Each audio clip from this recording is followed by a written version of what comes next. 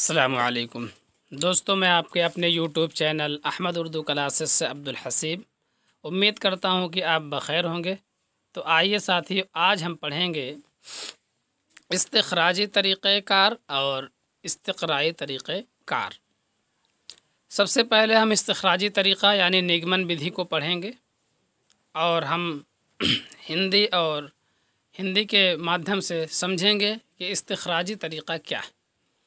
चलिए वीडियो को शुरू करते हैं। इस्तिखराजी तरीक़ा को हिंदी में निगमन विधि कहा जाता है।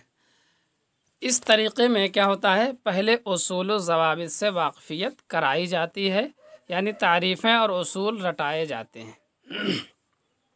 यानी इस्तिखराजी तरीक़ेकार में पहले एक रूल्स या नियम बताया जाता है और उनकी परिभाषा और नियम को बच्चों को रटा दिया जाता है और नामालूम से मालूम की तरफ और मुजर्रद से मक़रून की तरफ जाया जाता है, जो तदरीस की ज़बान के उसूल के ख़िलाफ़ है और ये कदीम तरीक़ा भी है। यानी इस्तिखराजी तरीक़ा जो है ये क्या है, भाषा के शिक्षण के जो नियम है उसके विरुद्ध है और यही बहुत ही पुराना तरीक़ा है। चलिए अगले स्टार पॉइंट को देखते हैं कि इसमें और क्या क्या चीज़ें हो सकती हैं। इस्तिखराजी तरीक़ा यानी निगमन विधि में मुअल्लिम ख़ुद ही तलबा को कोई आम उसूल, ज़ाब्ता या कुल्लिया बता देता है, फिर मख़सूस मिसालों से इसकी वज़ाहत करता है। यानी इस्तिखराजी तरीक़ेकार में या निगमन विधि में होता ये है कि आपका जो शिक्षक है वही जो है बालकों को कोई आम रूल्स या नियम बताएगा, फिर विशेष उदाहरण के माध्यम से उसका एक्सप्लेन करेगा, उसकी वजाहत करेगा। अब बच्चे क्या करेंगे, तलबा मुअल्लिम के एतमाद पर उसे तस्लीम कर लेते हैं। मज़ीद तस्दीक के लिए बाद में वो कुछ और मिसालों पर उस कुल्लिया को मुंतबिक करने का मौका तलबा को देता है। कह रहे हैं कि बच्चे जो है ये शिक्षक के ऊपर भरोसा करके उसके बताए हुए कानून और उसूल और रूल्स और नियम को मान लेते हैं और मज़ीद तस्दीक के लिए, यानी ये उसूल और नियम जो शिक्षक ने उनको बताया है, उनके टीचर ने, वो सही है या नहीं है, कुछ और उदाहरण लेकर के उस पर जो है उसको फिट करते हैं, उस पर उसको उसी के मुताबिक ढालते हैं और जो है मिसालों के ज़रिए से उसको वाज़े करने की कोशिश करते हैं। मसलन क़वायद में यानी व्याकरण पढ़ाते हुए टीचर ने क्या किया, इस्म फ़ेल हर्फ की तारीफ़ बता दी, मिसालों से उसको वाज़ेह कर दिया। यानी टीचर ने उर्दू ग्रामर पढ़ा रहा है या कोई भी ग्रामर पढ़ा रहा है, उसने जो है आपको इस्म फ़ेल हर्फ यानी संज्ञा, क्रिया, इन सारी चीज़ों को बता दिया, नाउन प्रोनाउन वगैरह बता दिया और फिर मिसाल दे करके, उदाहरण दे करके उनको एक्सप्लेन कर दिया, वाज़ेह कर दिया। तलबा उस्ताद के इल्म पर भरोसा करके तलबा ने उन्हें मान लिया, यानी बच्चों ने जो है जो मिसाल उनके टीचर ने बताई है उसको मान लिया। या एक पैराग्राफ देकर तलबा से कहा गया कि वो इसमें से इस्म फ़ेल हर्फ वगैरह की निशानदेही करें। यानी जब बच्चे को पहले इस्म फ़ेल हर्फ की तारीफ़ बता दी गई, उनकी परिभाषा समझा दी गई, फिर एक पैराग्राफ दिया गया और उनसे कहा गया कि इसमें से इस्म फ़ेल हर्फ को छाँट लो। अगर तलबा ठीक निशानदेही कर देते हैं तो सबक आपका कामयाब मान लिया जाता है। यानी अगर बच्चों ने उसमें से इस्म फ़ेल हर्फ को निकाल लिया और सही सही उस पर निशानदेही कर दी तो फिर ये आपका निगमन विधि का जो तरीक़ा है ये सबक उसमें कामयाब मान लिया जाएगा। इसी तरह रियाजी में यानी मैथ में कोई तरीक़ा या कायदा बताकर मिसालों से वाज़ेह कर दिया गया। अब तलबा जो है उसी कायदा को इस्तेमाल करके मज़ीद सवालात हल करते हैं और अगर हल करने में वो कामयाब होते हैं तो आपका सबक जो है वो कामयाब शुमार किया जाता है। ये थे इस्तिखराजी तरीक़ा, यानी इस्तिखराजी तरीक़ा इस तरह पर होता है कि उसमें आपको उसूल, तारीफ़ें रटाई जाती हैं, मिसाल दिया जाता है और मिसालों से मामले को वाज़ेह कर दिया जाता है और उसी के मुताबिक दूसरी मिसालों को फिट किया जाता है।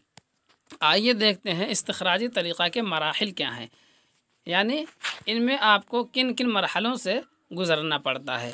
निगमन विधि के मराहिल क्या हैं। सबसे पहला जो है स्टेप क्या है, उसूल और तारीफ़। यानी इस्तिखराजी तरीक़े में इस निगमन विधि में सबसे पहले उसूल यानी रूल्स और तारीफ बताए जाते हैं।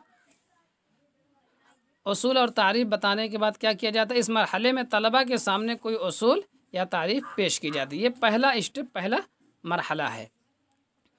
और दूसरा मरहला क्या है, दूसरे मरहले में जो उसूल और तारीफ बताई गई है उनका इस्तेमाल किया जाता है। मिसालों के ज़रिया उन उसूलों और तारीफ़ों को जो है वाज़ेह किया जाता है, उनको एक्सप्लेन किया जाता है।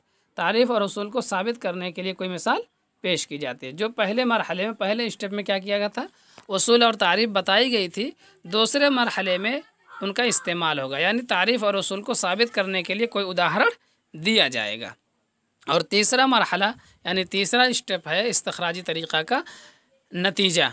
जो उसूल और तारीफ़ पहले बताया गया, फिर मिसालों से उनकी वजाहत की गई, उनको एक्सप्लेन किया गया, अब उसका नतीजा निकाला जाएगा, यानी उसका फल क्या होगा। इस्तेमाल और मिसाल के ज़रिए कोई नतीजा निकाला जाएगा। और चौथा स्टेप और आखिरी मरहला है जांच, यानी जो उसूल और तारीफ़ बताई गई, फिर मिसालों के ज़रिए से उनको वाज़ेह किया गया, फिर उनका नतीजा अख़ज़ किया गया। अब जांच किया जाएगा कि जो नतीजा हमने निकाला है, तलबा के ज़रिए जो इस्तेमाल और मिसाल की मदद से नतीजा निकाले गए हैं, उनकी जांच की जाएगी, परख की जाएगी कि ये सही हैं या नहीं सही हैं। आइए आगे देखते हैं इस्तिखराजी तरीक़े तदरीस में कितने उसूलों का इस्तेमाल किया जाता है। तो निगमन विधि में 2 उसूलों का इस्तेमाल किया जाता है। आपको हिंदी में भी ये बहुत ही मुआविन होगा और उर्दू में भी। जितने भी पेडागॉजी हैं उसमें निगमन विधि जो है, यही 2 उसूल इसमें इस्तेमाल किया जाता है। आम से ख़ास की तरफ, यानी सामान्य से विशेष की ओर इस्तिखराजी तरीक़े में जाया जाता है या निगमन विधि में जाया जाता है। जुज़ से कुल की तरफ, यानी खंड से पूर्ण की ओर निगमन विधि में जाया जाता है। तो ये 2 तरीक़े हैं इस्तिखराजी तरीक़े तदरीस में। 2 उसूल हैं, कौन कौन? पहला है आम से ख़ास की तरफ, यानी सामान्य से विशेष की तरफ। दूसरा है जुज़ से कुल की तरफ, यानी खंड से पूर्ण की ओर। आइए आगे पढ़ते हैं इस्तिक़राई तरीक़ेकार अर्थात आगमन विधि। इस्तिक़राई तरीक़ेकार क्या है? ये इस्तिखराजी तरीक़ा के बिल्कुल उल्टा है। बरखिलाफ़ क्या मतलब? उल्टा है। इसमें पहले अपने मुशाहदात व तजर्बात और नताइज से उसूल मुरत्तब किए जाते हैं। इस्तिखराजी में क्या था, वहाँ तारीफ़ और उसूल रटाए जाते हैं, जबकि इस्तिक़राई तरीक़ेकार में है कि इसमें पहले अपने मुशाहदात और तजर्बात और नताइज से, यानी आपका जो अनुभव है उससे आपको जो है नतीजे और उसूल यानी रूल को बनाना है। फिर क्या होता है, ज़बान को यानी भाषा को सही ढंग से इस्तेमाल और लिखते और बोलते बोलते तलबा जो है व्याकरण और क़वायद को सीख जाते हैं।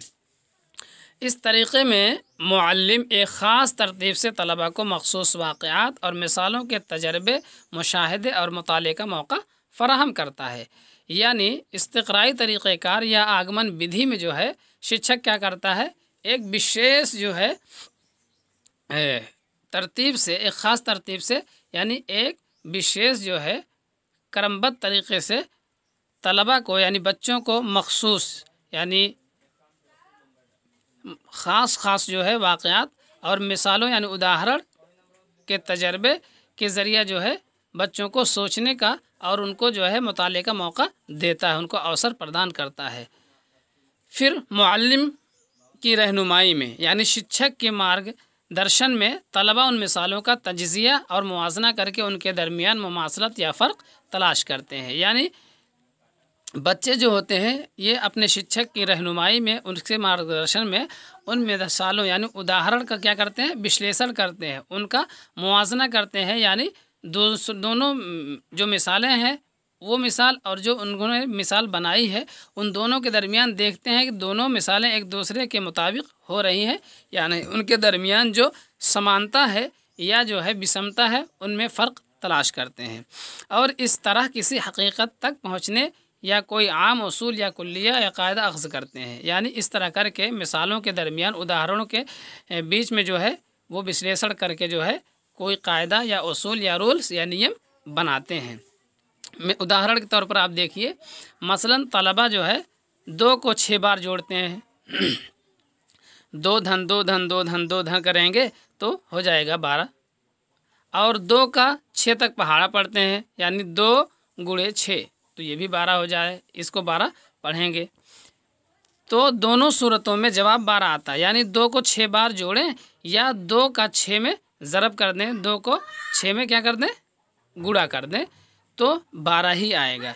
तो इन दोनों तरीक़ों से जब बच्चों ने देखा कि देखो 2 को 6 बार जोड़े तब भी 12 आ रहा है, और 2 का 6 से गुणा कर दे रहे हैं तब भी जवाब 12 ही आ रहा है। यही अमल जो है कई गिनतियों पर उन्होंने किया, कई संख्याओं पर किया। इस तरह की मुतअद्दिद मिसालों से बच्चे इस नतीजे पर पहुँचे कि जोड़ का आसान तरीक़ा ज़रब है, और जब ज़रब से उनको जोड़ का तरीक़ा मालूम हो गया तो यही क्या है, इस्तिक़राई तरीक़ा है। देखिए इसमें कोई मिसाल और तारीफ़ रटाई नहीं गई, बल्कि मिसालों को दूसरों पर मुंतबिक करके उनका नियम निकाला गया। आइए आगे पढ़ते हैं इस्तिक़राई तरीक़ा के मराहिल, यानी इसमें कौन कौन से स्टेप आते हैं। तो आप जानते हैं इस्तिक़राई तरीक़ा क्या है। इस्तिक़राई तरीक़ा है आगमन विधि। आगमन विधि में सबसे पहले क्या होता है, मिसाल पेश किया जाता है। सबसे पहले मिसाल पेश किया जाता है, विभिन्न प्रकार के मिसालों को बच्चों के सामने प्रस्तुत किया जाता है। फिर उनका मुआयना यानी निरीक्षण किया जाता है।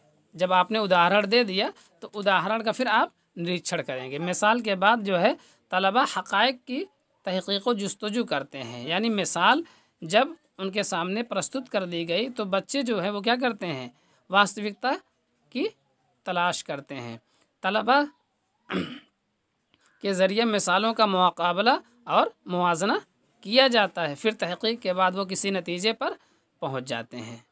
तीसरा स्टेप है ज़ाब्ता या कुल्लिया, यानी जो मिसालें दी गई, मिसालों के बाद उन्होंने तहक़ीक़ करके कोई नतीजा निकाला, तो अब उन्होंने एक कायदा और ज़ाब्ता और रूल बना लिया।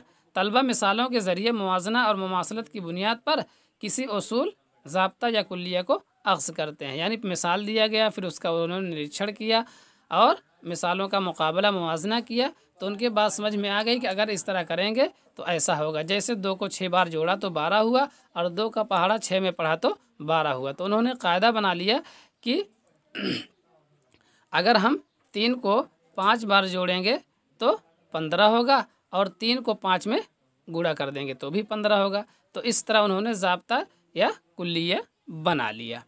आइए चौथा स्टेप देखते हैं, जांच। अब वो जांच करेंगे, जो ज़ाब्ता और कुल्लिया बच्चों ने बनाया उसको जांच करेंगे कि हमारा बनाया हुआ रोल और नियम क्या सही है या नहीं है। सबसे आखिर में तलबा दूसरी मिसालों का भी मुताला करते हैं और ख़ुद के ज़रिए निकाले हुए ज़ाब्ता की जांच और परख करते हैं। जैसे 2 को 6 बार उन्होंने जोड़ा तो 12 हुआ, 2 का 6 में गुणा किया तो भी 12 हुआ। तो अब उन्होंने 3 को 5 बार जोड़ा तो 15 हुआ, और 3 को 5 में गुणा किया तो वो भी 15 हुआ। अब इस तरह से उन्होंने जांच और परख किया, तो बात इनके समझ में आ गई कि जोड़ का सबसे आसान तरीक़ा क्या है, ज़रब है। इन्होंने जांच कर लिया अपने ज़ाब्ता और कुल्लिया का। आइए आगे देखते हैं इस्तिक़राई तरीक़ा में यानी आगमन विधि में तदरीस के कितने उसूल का इस्तेमाल किया जाता है। तो साथियों, इस्तिक़राई तरीक़ा में यानी आगमन विधि में तदरीस के 3 उसूलों का इस्तेमाल किया जाता है।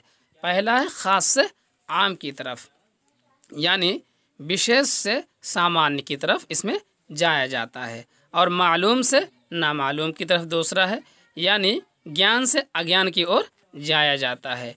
कुल से जुज़ की तरफ यानी पूर्ण से खंड की तरफ इसमें जाया जाता है। तो देखिए ये आगमन विधि आपका है, यानी इस्तिक़राई तरीक़ा है, जो बिल्कुल निगमन विधि यानी इस्तिख़राजी तरीक़ेकार के बिल्कुल उल्टा और बरअक्स है। वहाँ क्या था, आम से ख़ास की तरफ जाया जाता था, नामालूम से मालूम की तरफ जाया जाता था। लेकिन यहाँ क्या है, यहाँ है ख़ास से आम की तरफ जा रहे हैं और मालूम से नामालूम की तरफ आप जा रहे हैं।